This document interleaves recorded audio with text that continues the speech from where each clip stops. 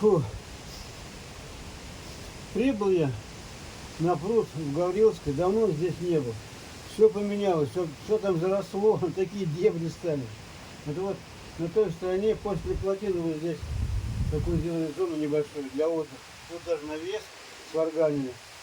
Я здесь давно не был. Давайте карасей ловить приезжали. Сейчас даже не знаю, там один рыбак сидит, клюет плохо. В общем, все в траве, не кошено, подъезда нет хорошего. Все потихоньку чахнет, умирает, одним словом. Хотел доехать до Петелина, такой ветер сильный по трассе, прям сносит вот с дороги. Прям бесполезно ехать. Так что ветер сегодня сильно мешает катанию.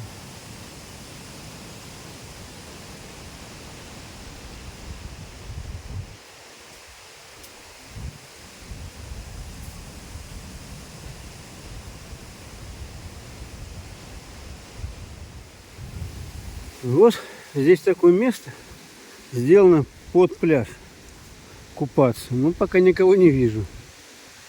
Ветер капец какой дует. Гляньте, как вот ветлы все ветром как гнет. Вообще ужас. Такая волна сильная. Ветер дует со стороны Петелина. Так вода вот тут чистая, даже прозрачная, можно сказать. Как она здесь теплоту. Ну, я думаю, купаться можно.